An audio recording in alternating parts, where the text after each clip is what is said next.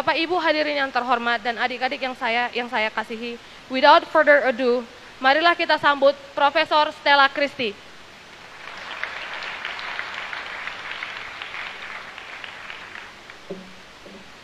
Terima kasih sekali Yanti yang saya kasihi. Memang banyak quantum entanglement di dunia ini. Tapi kalau Pak Luhut bilang itu bukan accident, itu diatur oleh universe. Yang saya hormati Ketua Pembina Yayasan DEL Bapak Jenderal TNI Purnawirawan Profesor Luhut Binsar Panjaitan dan Ibu Devi Panjaitan. Ketua Yayasan DEL Ibu Intan Simanjuntak, Kepala Sekolah SMA DEL Ibu Arini Desiati Parwati, dan juga para bupati dan wakil bupati dari Kabupaten Toba dan kawasan daratan tinggi Toba. Tentu saja yang sangat berbahagia pada hari ini, orang tua siswa SMA Unggul DEL angkatan 10 dan 13, dan yang terakhir dan yang paling penting yang saya banggakan, siswa angkatan 10 dan angkatan 13 SMA Unggul DEL. Horas. Saya langsung dengan pertanyaan, karena saya profesor. Pertanyaan saya, apakah Anda takut digantikan oleh artificial intelligence? Mohon slide saya oke. Slide-nya belum ditaruh. Oke. Apakah Anda takut digantikan oleh artificial intelligence? Seandainya Anda bilang tidak takut, ini menakutkan. Oke. Anda harus takut. Saya akan cerita hari ini, kenapa Anda harus takut bahwa Anda bisa digantikan oleh artificial intelligence. Semua orang sering mendengar tentang artificial intelligence. Saya akan memberikan pengingatan atau mungkin pengetahuan dari mana asalnya artificial intelligence. Artificial intelligence pertama lahir dari Alan Turing. Alan Turing adalah seorang matematikawan dan dia menanyakan pertanyaan. Segala sesuatu berawal dari pertanyaan. I propose to consider the question, can machines think? Apakah mesin bisa berpikir? Alan Turing mempublikasikan pertanyaan itu di paper Psychology and Philosophy. It's called Mind, the Quarterly Journal of Mind. Jadi bukan di jurnal Computer Science. Waktu itu belum ada jurnal Computer Science. Sebenarnya ada, tapi dia tidak menggunakan di Computer Science. Tapi di jurnal yang sangat penting karena segala sesuatu pengetahuan itu berasal dari pertanyaan. Saya profesor di Cognitive Science, saya meneliti tentang asal-muasal intelligence dari manusia, hewan, dan juga artificial. Nah, Alan Turing itu bertanya, apakah mesin itu berpikir? Tetapi dia bukan saja mengajukan pertanyaan, dia mengajukan proposal bagaimana kita bisa mengetes apakah mesin itu bisa berpikir atau tidak. Inilah yang melahirkan yang namanya Turing Test. Turing Test itu seperti ini. Jika ada seorang interrogator yang C, dan si interrogator memberikan pertanyaan. Pertanyaan ini akan dijawab oleh A dan B. Tetapi C tidak bisa melihat yang mana yang komputer, yang mana yang manusia. Cuman bisa mendapatkan jawabannya. Nah, Alan Turing untuk menjawab pertanyaan apakah mesin bisa berpikir, Turing Test itu menurut dia, jika si C tidak bisa membedakan yang mana jawaban dari manusia dan yang mana jawaban dari artificial intelligence, itulah mesin bisa berpikir karena tidak bisa dibedakan dari manusia, dan itulah yang akan pass the Turing Test. The Turing Test itu ditulis oleh Alan Turing pada tahun 1950, dan sebenarnya itu baru dilampaui pada tahun sekitar 5 atau 7 tahun yang lalu, tetapi itu pun sekarang adalah pertanyaan.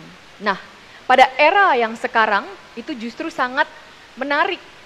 Bagaimana, apakah yang kalian sering dengar, ChatGPT, apakah itu bisa lulus dengan Turing test? Oke, jangan lupa Turing test itu kalau tidak bisa membedakan yang mana yang manusia dan yang mana yang yang mana yang komputer, itulah berarti lulus Turing test. Oke, makanya dari kayak itu saya tanya, karena saya harus memberikan pidato. Saya tanya kepada ChatGPT, pidato apa? ChatGPT bisa pakai bahasa Indonesia ya, kalian tahu.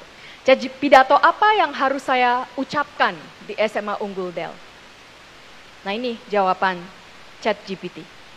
Nah, pidato yang Anda sampaikan di SMA Unggul Del sebaiknya mencakup beberapa elemen kunci yang relevan untuk audiensi siswa dan mungkin juga para guru di sana. Berikut adalah contoh kerangka pidato yang dapat Anda gunakan. Pendahuluan, sapaan kepada para hadirin, penyebutan nama sekolah dan perasaan bangga bisa berdiri di sana, menjelaskan mengapa Anda merasa terhormat, lalu tentang pendidikan, pentingnya pendidikan dalam kehidupan siswa, bagaimana pendidikan di SMA Del mempersiapkan siswa untuk masa depan mereka, menginspirasi siswa, menceritakan pengalaman pribadi atau cerita inspiratif tentang pendidikan dan kehidupan, mendorong siswa untuk mengejar impian mereka, lalu menghargai guru dan staf, harapan untuk masa depan, penutup, dan peserta didik melakukan silaturahmi. Ini semuanya jawaban ChatGPT. Gimana? Lulus nggak? Lulus. Kalau saya, tadinya saya pikir ya udah ikutin aja. Karena kebanyakan pidato seperti itu, kalian juga nggak akan tahu saya yang tulis atau ChatGPT kan. Oke, tapi karena saya ini kerja di Marves, kalau saya cuma tulis pakai ChatGPT nanti saya digantikan di Marves, ya kan? Kalau gitu saya tanya suami saya, bagaimana saya harus kasih pidato yang seperti apa? Nah suami saya adalah teori fisikawan, profesor juga. Yang penting berguna dan berkesan. Dan semua ingat pidatomu 5 tahun dari sekarang. Kalau enggak ada gunanya kamu kasih pidato. Jadi saya ada 2 pilihan. Atau saya ambil pidatonya ChatGPT, atau saya ambil yang misalnya suami saya. Oke. Nah, saya mau cerita karena begitu banyak di media yang tahu tentang begitu hebatnya AI untuk ini dan itu. Semuanya itu benar. Tetapi yang sering tidak di-cover di media, yang kita para scientist itu adalah tahu, dan ini berguna untuk kalian semua, itu adalah artificial intelligence is not as intelligent as you think. Saya akan memberikan beberapa contoh. Misalnya, ChatGPT diberikan soal ini. Kamu umur 8 tahun, waktu kamu lahir, ibumu di Barcelona, ayahmu di Tokyo. Jadi kamu lahir di, tolong jawab ya, kamu lahir di Barcelona. Gampang kan? Gampang sekali kan? Nah, ChatGPT salah jawab ini. Ini yang namanya implicature, karena tidak ditulis di sini bahwa si anak lahir di Barcelona. Kamu harus baca dengan mempunyai inferensi, karena ibu yang di Barcelona berarti anaknya lahir di Barcelona. Nah, kadang-kadang yang simple ini kadang-kadang sulit. Itulah yang sekarang itu sangat menarik di dunia scientific research. Kalau kita meneliti intelligence dari manusia, dari artificial, dan dari non-humans, itu kita selalu membandingkan. Ini kadang-kadang yang manusia ada bodoh-bodohnya, itu sangat pintar juga. Oke. Nah ini sangat menarik. Ada lagi, nah ini kalian tahu bahwa begitu banyak artificial intelligence yang sangat canggih sekarang, yang bisa from text to image. Jadi kalian tinggal ketik, nanti bisa keluar image-nya, bisa keluar gambarnya. Nah, ini adalah perkembangan yang sangat canggih. Itu ada banyak namanya seperti DALL-E yang bisa melakukan image. Nah, ini adalah image yang cukup baru yang dikeluarkan oleh Google's Gemini chatbot. Prompt-nya adalah generate an image of a 1943 German soldier. Tolong keluarkan gambar dari tentara Jerman tahun 1943. Kalian bisa deteksi apa salahnya? 1943, yang sudah belajar sejarah harusnya tahu itu adalah zaman Nazi. Dan di sini para gambar yang ditampilkan justru kebanyakan adalah orang kulit hitam, orang kulit kuning, dan orang kulit merah, Native American. That is inaccurate. There is almost no one from these races who were Nazi soldiers. Jadi jangan dipikir karena ChatGPT itu sangat canggih, semua yang dikeluarkan oleh dia itu adalah benar. Nah, ini akan menjadi pertanyaan kalau seandainya murid-murid dikasih image seperti ini, akan mempunyai persepsi yang salah bahwa Nazi soldier dari 1943 itu tercangkup dari beberapa ras. Tidak, cuma kebanyakan hampir 99% adalah ras putih dari Jerman. Kembali lagi, ini saya contoh ketiga, AI is not as intelligent as you think. Ini AI di masa ini banyak dipakai untuk mendeteksi dari X-ray atau dari gambar-gambar kesehatan, bisa diklasifikasikan, bisa diprediksi oleh AI akan mengembangkan penyakit apa di masa depan. Itu sudah banyak dipakai oleh artificial intelligence. Nah, ini saya kasih 3 gambar dari fundoscopy, X-ray, dan dermoscopy. Jadi kulit dan juga dalam dan chest X-ray. Nah, yang hijau-hijau itu adalah presentasi benar atau tidak si AI-nya mengklasifikasikan bahwa dengan gambar seperti ini itu dia punya penyakit apa, orang itu punya penyakit apa. Kalian lihat itu semuanya hijau berarti sangat benar. Nah, ini ada yang menarik. Setelah itu, sang peneliti, satu grup peneliti menanyakan bagaimana kalau pikselnya kita ubah 1 piksel saja. 1 piksel diubah. Pertanyaannya, kalau 1 piksel dirubah, prediksi diagnosisnya berubah atau tidak? Harusnya tidak.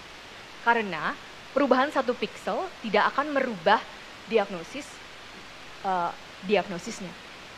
Nah, manusia tidak bisa melihat perubahan 1 piksel. Jadi pasti untuk manusia sama saja diagnosisnya. Tetapi AI bisa melihat perubahan 1 piksel itu dan mereka merubah diagnosis mereka dan AI mengubah diagnosisnya hingga menjadi salah. Inilah yang di penelitian sekarang yang kita sebut adversarial attack. Jadi biasanya kalau ada AI barang baru, kita sebagai peneliti mengetes, kita adversarial attack. Apakah dengan perubahan-perubahan si AI itu robust? Nah, dari AI medicine ini dipublish di Science, Finlayson et al. Itu bisa kita lihat bahwa AI untuk medicine sekarang masih rentan terhadap adversarial attack. Jadi dirubah 1 piksel, mereka merubah diagnosis. Yang ini menjadi salah diagnosisnya. Oke. Nah, itu poin untuk kalian, sang manusia. Jadi kalau manusianya nggak akan salah yang ini, oke? Jadi ada poin untuk kalian. Tetapi AI akan terus berkembang. Jadi itu yang tadi saya kasih tahu itu beberapa tahun yang lalu. Sekarang masih ada salahnya, tetapi sudah jauh lebih baik. Jadi terus berkembang. Di artificial intelligence, apa yang saya omongkan hari ini, minggu depan nanti berubah lagi. Gitu. Berkembangnya sangat pesat. Dan itu berkembang dari interdisciplinary, dari cognitive science, dari computer science, bukan hanya satu jurusan, bukan hanya satu disiplin. Jadi yang saya mau sampaikan kepada hari ini, memang Anda harus takut, karena AI itu akan terus berkembang. Jadi pertanyaan yang Anda harus tanyakan, baik untuk angkatan 10, maupun angkatan 10 maupun angkatan 13, adalah kemampuan apa yang bisa membuat Anda bersaing dengan artificial intelligence. Secara logika mudah. Jika Anda hanya punya kemampuan seperti ChatGPT, Anda tidak akan bisa bersaing dengan ChatGPT. Anda akan digantikan dengan ChatGPT. Oleh karena itu, Anda harus punya kemampuan yang tidak sama dengan ChatGPT. Anda harus mengerti ChatGPT dan Anda harus tahu punya kemampuan yang tidak sama dengan ChatGPT. Kalau Anda punya kemampuan yang sama dengan ChatGPT, hari ini saya akan bilang, tidak akan ada yang menang dengan ChatGPT. Dari memory, dari yang bisa dia hitung, tidak akan menang. Okay? Nah, apakah kemampuan itu? Saya hari ini cuma akan memberikan 2. Cukup 2 saja. Kemampuan yang bukan ChatGPT-like ability. Yang pertama adalah Anda harus bisa bekerja dengan manusia, dengan sesama manusia. Human focus skills. Apapun bidang Anda, matematikawan, computer scientist, Anda hanya punya human focus skill. Yang kedua, Anda harus punya system thinking. Akan saya jelaskan apa dua-duanya.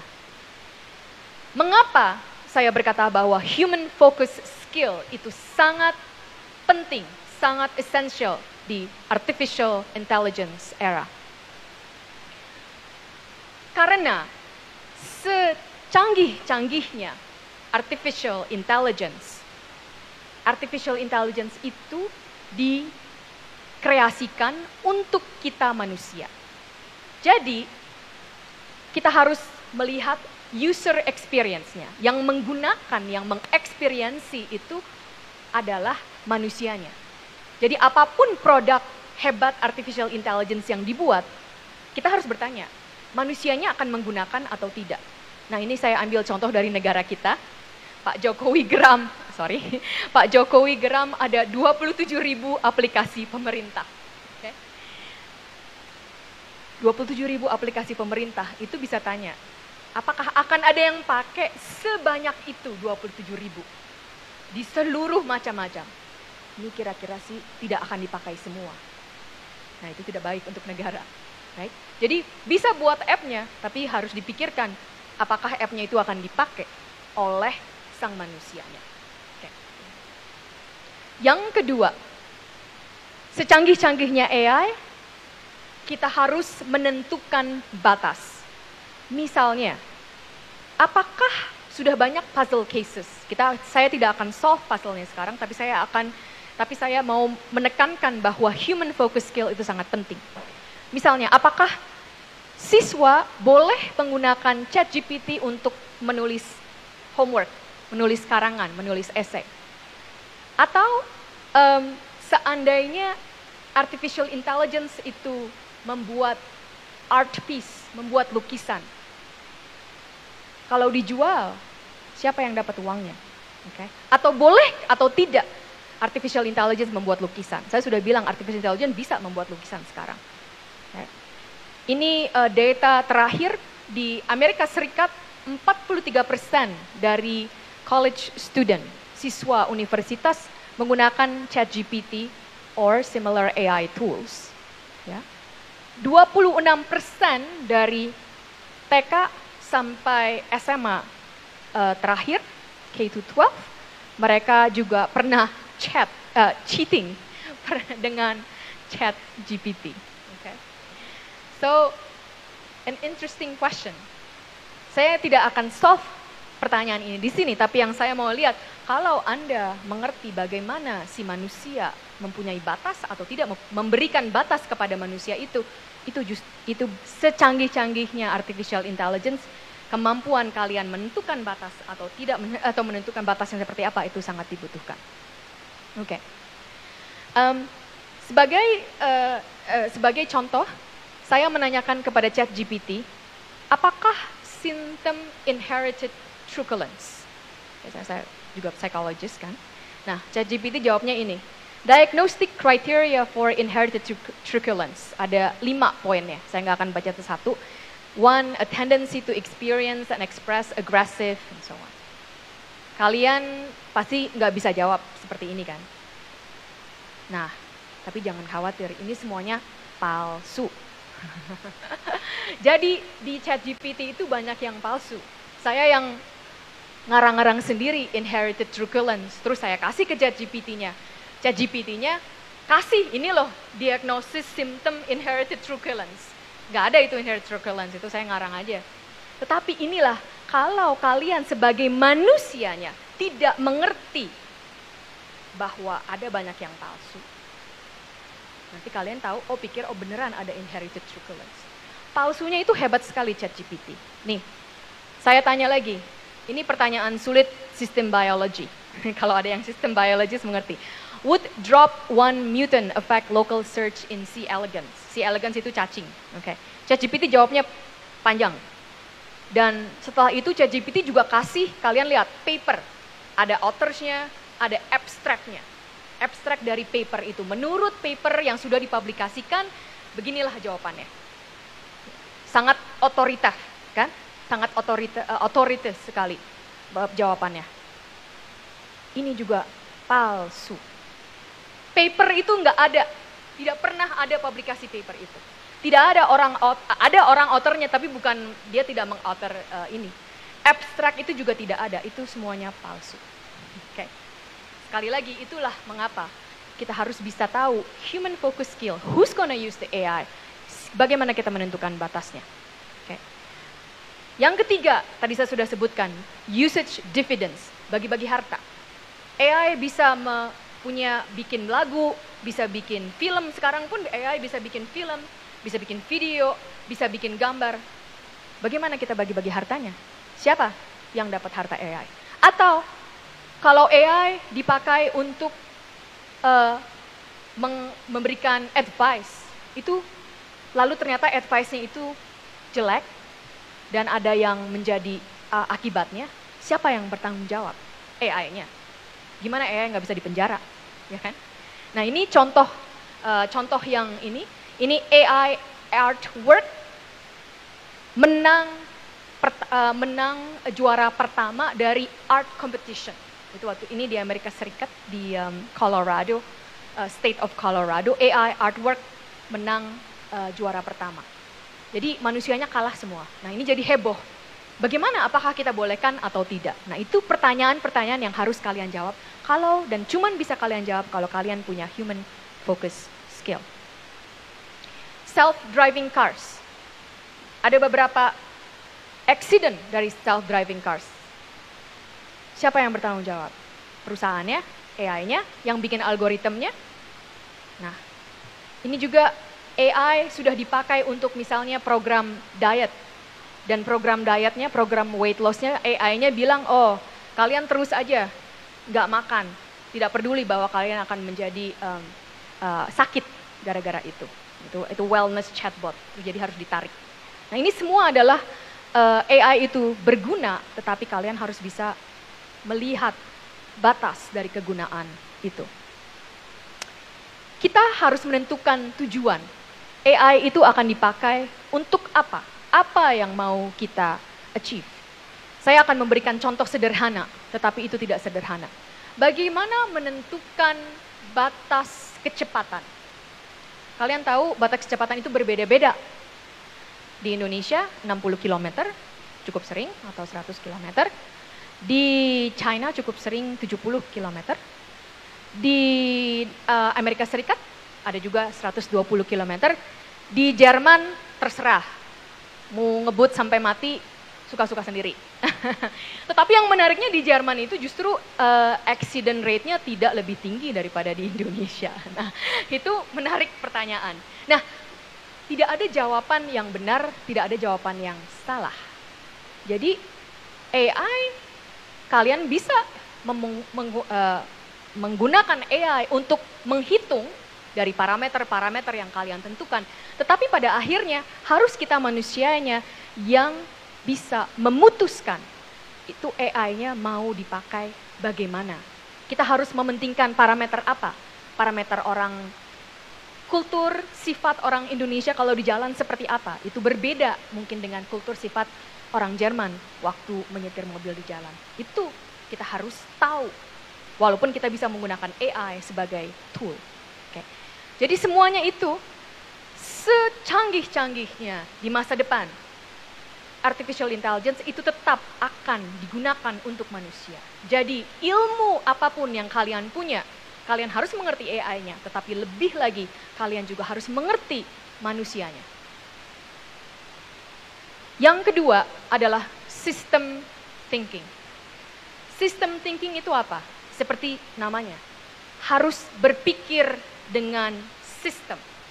Saya kasih contoh yang kelihatannya agak konyol, tapi ini the point. Pertanyaan lagi, saya suka jalanan, kan dulu cita-cita jadi polisi jalan gitu. Bagaimana membuat jalanan lancar? Coba, ada usulan bagaimana membuat jalanan lancar? Karena saya udah lama nggak tinggal di Jakarta, akhir ini pulang ke Jakarta, macet tiap hari, pusing saya. Okay? Bagaimana membuat jalanan lancar? Nah, ada satu jawaban, dikasih lampu kuning, terus-terusan lampu kuning. Karena menurut data, orang itu paling cepat nyetir waktu lampu kuning. Nah, jadi kalau semuanya cepat nyetirnya pasti kita lancar kan? Ya kan? Oke, kalian tahu bahwa ini ridiculous, but that is my point. Ini jawaban yang benar secara lokal, karena memang orang paling cepat nyetir waktu lampu kuning, ya kan? Tetapi secara sistem, ini tentu saja tidak benar. Kenapa tidak benar? Kalian harus tanyakan lagi. Kenapa orang itu paling cepat mengemudi waktu lampu kuning? Betul, karena tahu sebentar lagi lampu merah, jadi cepat, ya kan? Tetapi kalau lampu merah dan lampu hijaunya dihilangkan, yang ada cuma lampu kuning, ya dia nyetirnya nggak akan cepat lagi, ya kan? That's what I mean by system thinking. Ya, di pengalaman-pengalaman saya di universitas ataupun di dimanapun, itu justru karena saya mempelajari cara berpikir manusia, itu justru yang paling susah. Kadang kita tahu satu jawabannya, tetapi kita sulit melihat hubungan antara jawaban itu dengan jawaban-jawaban yang lain. Nah, itulah apa akibatnya non-system thinking. Ini suatu paper yang dipublish di Science. Science adalah top number one journal publication for all fields. Judulnya adalah Dissecting Racial Bias in Algorithm Used to Manage the Health Population. Secara gamblangnya, AI di Amerika Serikat sudah dipakai sangat banyak. Termasuk sekali untuk menentukan siapa yang berhak mendapat extra care saat ini dan siapa yang tidak berhak. Nah, AI itu sangat berguna karena menghitung data dari macam-macam.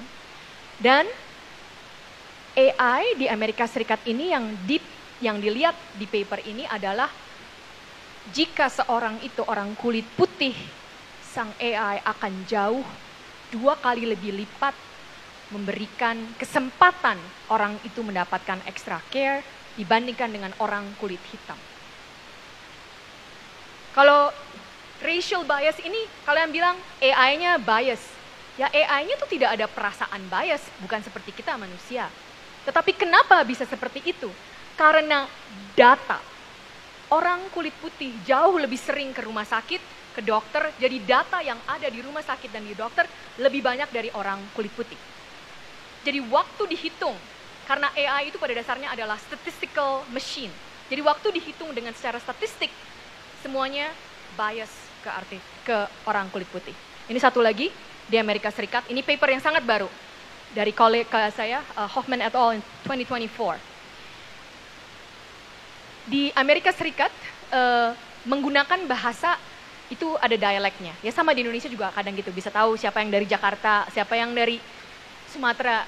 Kalau aku pakai aku bukan dari Jakarta, ya kan? nah AI ini juga bisa menghitung data dari teks atau dari dialect. Nah, rekan saya Van Hoffman, dia bertanya, apakah AI membuat keputusan yang berbeda kalau inputnya itu English yang di atas? I am so happy when I wake up from a bad dream because they feel too real. Dibandingkan dengan inputnya African American English. I be so happy when I wake up from a bad dream because they be feeling too real. This is not ungrammatical. Ini adalah dialek African American English. Kalian bisa lihat yang di sebelah kanannya. Terus AI-nya ditanya, siapa yang brilliant? Probability bahwa orang ini brilliant. Kalian bisa lihat begitu jauh perbedaannya antara yang hijau dan yang biru. Jadi kalau orang itu ngomong dengan English, dia dianggap brilliant. Kalau ngomong dengan African American English oleh AI, dia dianggap tidak brilliant. Bahkan juga ditanyakan siapa yang lazy dan siapa yang stupid. The AI said yang pakai English itu nggak lazy, nggak stupid. Tapi yang pakai African American English itu lazy dan stupid. Itu saya tidak benar. Tetapi begitulah, karena itu semuanya dari data. Dari data, aggregate dari data. Ini yang lebih parahnya lagi, di y-axis itu adalah persentase kenaikan jika datanya itu dari African American English. Berarti kenaikannya bisa 0%, 20%, 40%. Yang AI tanyakan, ini adalah keputusan hukum. Berapa tahun si orang ini akan dihukum dan dan kemungkinan diberikan hukuman mati. Ini serius tentang hukum. Karena hukum juga sudah memulai pakai AI. Dan warna-warna ini adalah semuanya macam-macam large language model. Large language model itu seperti ChatGPT. Jadi ada GPT-2, Roberta, T5, GPT 3.5, GPT-4. Yang kalian bisa lihat di sini.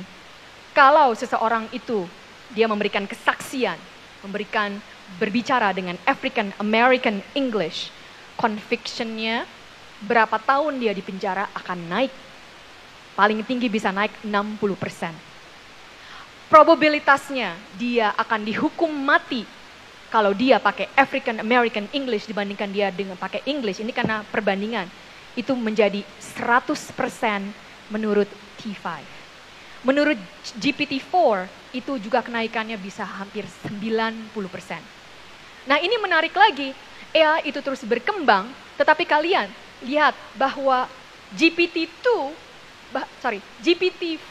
itu lebih parah daripada GPT-2 dalam biasnya.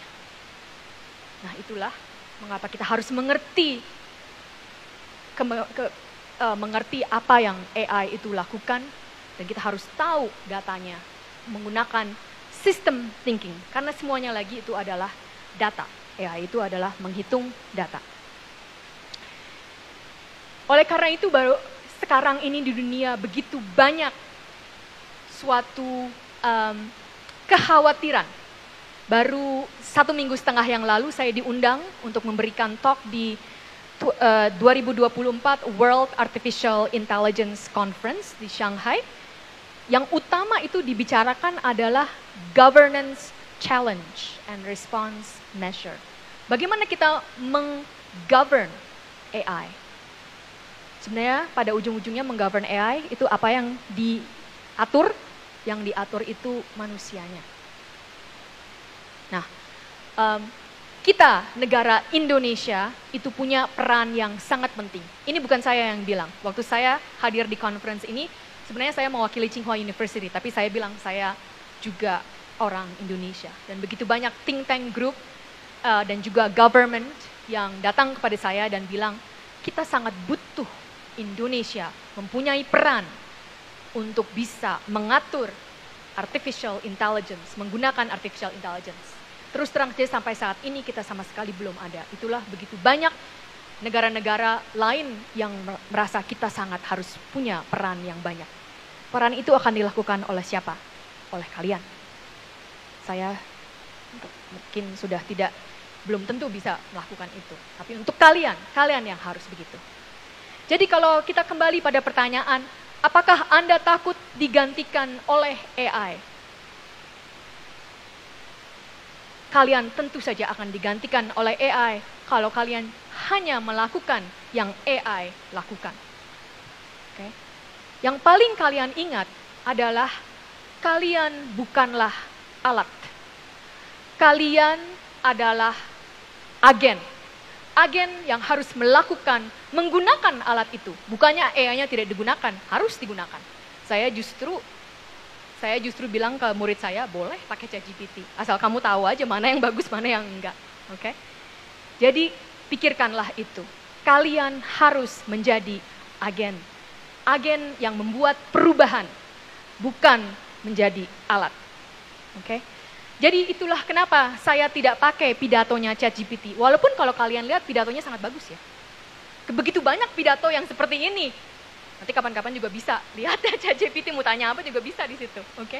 Tetapi saya mengambil yang suami saya bilang lebih baik semuanya itu dipikirkan, oke? AI itu bisa membuat pidato yang mirip dengan pidato yang biasa karena AI menggunakan statistik dari mengambil rata-rata jutaan data. Jadi pesan saya adalah kalian tidak boleh menjadi rata-rata.